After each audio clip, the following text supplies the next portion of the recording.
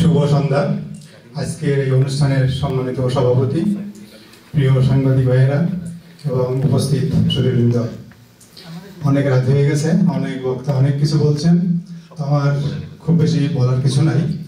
তো একটা জিনিস বলতে হচ্ছে যে অভিজিৎ রায়, আমি ওনার কোনো লেখা আগে কোনোদিন পড়ি নাই, কিন্তু এরপরে যা দেখলাম, যা শুনছি দেখছি, তাতে ওনার মৃত্যুর কারণ একটাই যে উনি অন্য ধর্মের উপরে উনি হয়তো কোনো খারাপ কিছু লিখছেন, যেটা যারা হত্যা করছে তাদের চোখে এটা মনে হয়।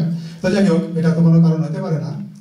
তো এটার পিছনে আর একটা কারণ যেটা থাকতে পারে, এটা হচ্ছে আমি মনে করি যে আমাদের একটা দেশের নাগরিককে রক্ষা করার দায়িত্ব সরকারের। তো সরকার সে ব্যাপারে আমার মনে হয় ব্যর্থ। যেহেতু অভিজিতের ওনাকে অনেক আগে থেকেই ধমক দেওয়া হচ্ছে যে তাকে যে কোনো সময় হত্যা করা হতে পারে, তো এখন শুধুমাত্র অভিজিৎ নয়, এরকম ঘটনা আগেও অনেক ঘটছে, এখনো ঘটছে, ভবিষ্যতেও ঘটবে। তো এর জন্য যেটা করা দরকার সেটা হলো যে সরকারের যথাসময়ে যথোপযুক্ত ব্যবস্থা গ্রহণ করা দরকার। যদি আগের হত্যাগুলোর যদি ঠিকমতো বিচার হতো, তাহলে তো এই হত্যাটা হতো না, এবং এই হত্যাটা যদি বিচার না হয়, ভবিষ্যতে এই ধরনের হত্যা আরো অনেক হবে। অভিজিৎ হত্যা এটা কোনো আইসোলেটেড ঘটনা না, এটা একটা সিস্টেমেটিক কিলিং। এটা হয়তো সুপরিকল্পিতভাবে যারা এই ধরনের দ্যাট ইজ গণতান্ত্রিক, প্রোগ্রেসিভ বা মুক্ত মনার চর্চা যারা করছে, যারা দেশের পরিবর্তন আনতে চায়, তাদের বিরুদ্ধে এই হত্যাটা, অর্থাৎ এই হত্যাটা শুধুমাত্র অভিজিৎ হত্যা না, সমস্ত গণতন্ত্রের বিরুদ্ধে হত্যা, সমস্ত প্রগতির হত্যা। তা আমি মনে করি সরকারকে এখনই খুব কঠোর হস্তে এগুলি দমন করা উচিত। এবং সেই সঙ্গে এই দায়িত্ব কিন্তু শুধু সরকারের না, এই দেশটা শুধু সরকারের না, এই দেশ সরকার, বিরোধী পার্টি, জনসাধারণ, সবার দেশ। আমি মনে করি এই সমস্ত ঘটনা প্রতিহত করার জন্য সবাইকে এগিয়ে আসতে হবে, সবারই দায়িত্ব এটা, এবং সবাই যদি সম্মিলিতভাবে প্রচেষ্টা করে তাহলেই একমাত্র সম্ভব এই সমস্ত ঘটনা থেকে দেশকে রক্ষা করা। ধন্যবাদ। সম্মানিত সুধীবৃন্দ, যারা এখনো ধৈর্য সহকারে আমাদের কথা শুনেছেন, আপনাদের কাছে কৃতজ্ঞতা প্রকাশ করছি। আমরা একেবারে শেষ পর্যায়ে, আপনাদের কাছে আমার একটা দাবি থাকবে, আপনারা এখান থেকে যখন যাবেন, ঠিক এখান থেকে একটা আমি এই সঙ্গীতটুকু গিয়ে আমরা এখান থেকে শেষ করে বের হব। সেটা হলো, আমরা তোমার শান্তিপ্রিয় শান্ত ছেলে। এইটা একটা প্রতিবাদের ভাষা, এইটা দিয়ে আমরা এখান থেকে বের হব। এখন এই অভিজিৎ হত্যার যে নৃশংস হত্যাকাণ্ড হয়েছে, এখানে বিভিন্ন বক্তারা প্রত্যেকে সুন্দর এবং সুচিন্তিত বক্তব্য রেখেছেন। আমি বিশেষ করে প্রত্যেক বক্তাকে যথেষ্ট সম্মান করছি। এই কারণেই প্রত্যেকের ভিতরে যে একটা আবেগ, একটা জ্বালা, একটা প্রতিবাদী কণ্ঠস্বর, এই যে জিনিসগুলো ভেসে এসেছে, হয়তো কেউ কথা বলতে গিয়ে, অভিজিৎকে নিয়ে আলোচনা করতে গিয়ে হয়তো সেখানে কিছু ধর্মের ব্যাখ্যা আনতে চেয়েছেন, সেটা সম্পূর্ণ তাদের ব্যক্তিগত। তবু আমি মনে করবো যে এই যে একটা সাড়া দিয়েছেন, সাংবাদিক হতে আরম্ভ করে যারা টিভিরও আমি দেখেছি আসছেন, প্রত্যেকের কাছে হিন্দু বৌদ্ধ খ্রিস্টান ঐক্য পরিষদের পক্ষ থেকে আমরা কৃতজ্ঞতা জ্ঞাপন করছি। বিশেষ করে কৌশিক ভাইয়ের কথা আর কি বলবো, উনি তো যখনই আসেন শেষ না করে কখনো যান না, এবং আমাদের সাথে ওনার একটা আত্মার সাথে আত্মার যে একটা মিলন, সেই ধরনের মিলন কৌশিক ভাইয়ের সাথে আমাদের এখানে যারা আছি সবার সাথে। আমরা যখন বিশ্ববিদ্যালয়ের অনুষ্ঠানগুলো করি, উনি আগ্রহ সহকারে চট্টগ্রাম বিশ্ববিদ্যালয়ের যে কোনো প্রোগ্রামে ওনাকে যদি নিমন্ত্রণ দিতে ভুলও করে, কিন্তু কৌশিক ভাই সেখানে আছেন। এই যে একটা মুক্ত মানা মানুষ, এই যে একটা অসাম্প্রদায়িক চেতনা, এই চেতনা যাতে আমরা ধরে রাখতে পারি, সেদিকে আমাদেরকে লক্ষ্য রাখতে হবে। একটা কথা, আমাদের ল সোসাইটি সেক্রেটারি যে কথাটা বলেছেন, আমার মনে, আমি একটা কথা বলি, আমরা এখানে প্রগতিশীল যারা আছে অসাম্প্রদায়িক, কিন্তু আমরা সবাইকে আহ্বান করেছি। কারণ এটা শুধু হিন্দু বৌদ্ধ খ্রিস্টান ঐক্য পরিষদের একক প্রতিবাদ সভা না, আমরা মুক্তমনা প্রগতিশীল যারা আছে এবং আপনারা দেখেছেন যারা এখানে বক্তব্য রেখেছেন প্রত্যেকে অধ্যাপিকা হোসনারা বেগম এখনো এখানে আছেন, হ্যাঁ, এবং সেখানে বলেছেন আমরা কিন্তু আজকে একটা প্রশ্ন আমি ক্লিয়ার করে দিচ্ছি আপনাদেরকে, কেন হিন্দু বৌদ্ধ খ্রিস্টান ঐক্য পরিষদের ব্যানারে আমরা করেছি। আমরা তো এটা করতে চাই, এটা তো আমাদের প্রত্যাশা ছিল না। ভারত আমার দেশ না, বাংলাদেশে আমার দেশ, এই দেশের আমরা মাটি মানুষ, এই দেশে জন্মগ্রহণ করেছি। যত প্রবাসে যেভাবে থাকি না কেন আমাদের মনটা কিন্তু নারীর টানটা কিন্তু বাংলাদেশে। সন্তানের সাথে মায়ের যে নারীর টান, ঠিক জন্মভূমি বাংলাদেশ আমার মা, আমি তার সন্তান, তাহলে অবশ্য মায়ের সাথে সন্তানের যে নারীর টান, এই নারীর টানে আমাদেরকে নিয়ে যায় বাংলাদেশে। এই নারীর টানেই তো আমরা এতদূর এই যে প্রতিবাদ বলেন সবকিছু আমরা এই কারণেই করে থাকি, তাই না? তো আজকে কেন আজকে হিন্দু বৌদ্ধ খ্রিস্টান ঐক্য পরিষদের কথাটা আসছে একটি মাত্র কারণে, যেদিন রাষ্ট্রধর্ম ইসলাম করেছে। বাংলাদেশ ধর্ম, রাষ্ট্রের কোনো ধর্ম নাই, রাষ্ট্র সার্বজনীন ধর্ম, ধর্ম যার যার রাষ্ট্র সবার।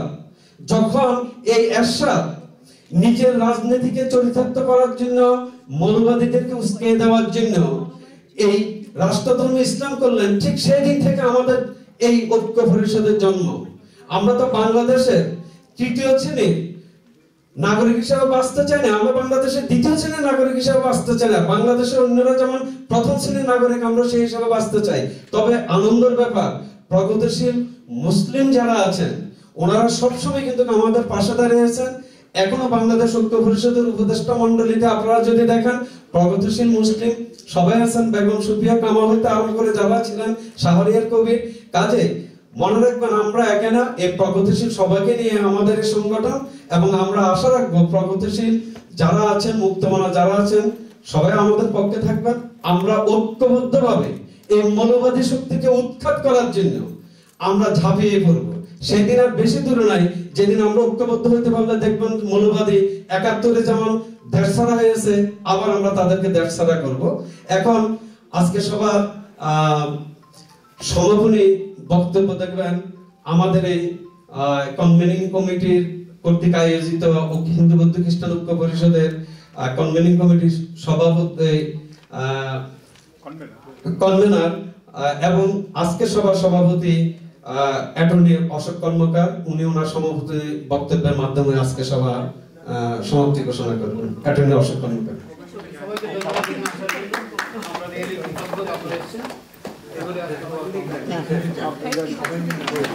হ্যাঁ, আমরা কিন্তু, আপনারা যাবেন না, আমরা কিন্তু এই গানটা গেয়ে কিন্তু এখান থেকে বের হবো। কিন্তু সুশীল সিনহা, এটা আপনি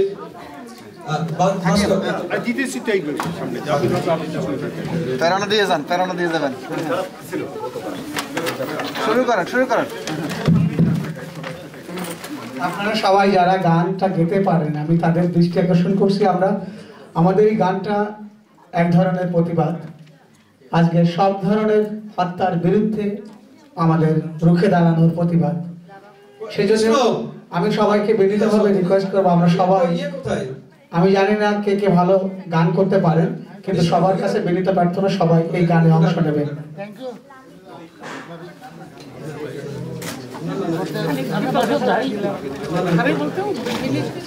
আমরা কি শুরু করতে পারি? ঠিক আছে, আমরা মাগো ভাবনা কেন, আমরা তোমার শান্তি প্রিয় শান্ত ছেলে, তবু শত্রু এলে অস্ত্র হাতে ধরতে জানি, তোমার ভয় নেই মা, আমরা প্রতিবাদ করতে জানি। মাগো ভাবনা কেন, আমরা তোমার শান্তি প্রিয় শান্ত ছেলে, তবু শত্রু এলে অস্ত্র হাতে ধরতে জানি, তোমার ভয় নেই মা, আমরা প্রতিবাদ করতে জানি। মাগো আমরা হারব না, তোমার পায়ের একটি কণাও ছাড়ব না, আমরা হারব না। তোমার মাটির একটি কণাও ছাড়বো না। আমরা পাঁজর দিয়ে দুর্গ ঘাটি করতে জানি, তোমার ভয় নেই মা, আমরা প্রতিবাদ করতে জানি। আমরা পরাজয় মানব না, দুর্বলতায় বাঁচতে শুধু জানবো না। আমরা পরাজয় মানব না, দুর্বলতায় বাঁচতে শুধু জানবো না। আমরা চিরদিনই হাসি মুখে মরতে জানি, তোমার ভয় নেই মা, আমরা প্রতিবাদ করতে জানি। আমরা অপমান সইব না, ভীরুর মতো ঘরের কোণে রইব না।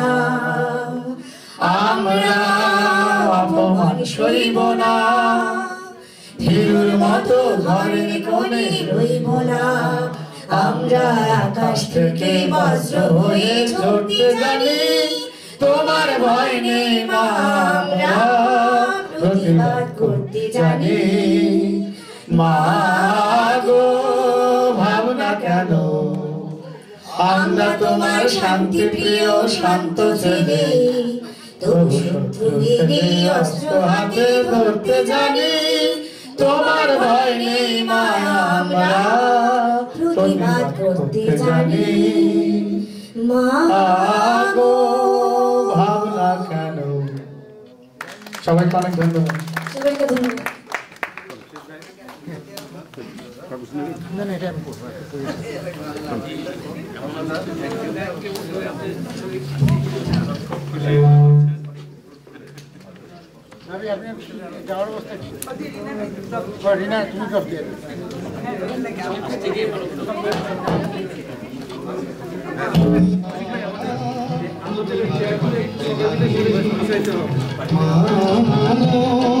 ভাবনা কেন, আমরা তোমার শান্তি প্রিয় শান্ত ছেলে, তবু শত্রু এলে অস্ত্র হাতে ধরতে জানি, তোমার ভয় নেই মায়া, আমরা প্রতিবাদ করতে জানি।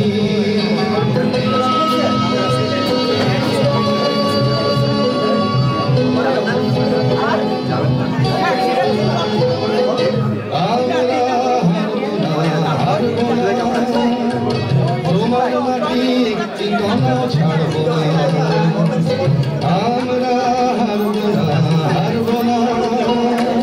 তোমার মাটি একটি কণাও ছাড়বো না, আমরা পাঁজর দিয়ে দুর্গ ঘাটি করতে জানি, তোমার ভয় নেই মায়া, আমরা প্রতিবাদ করতে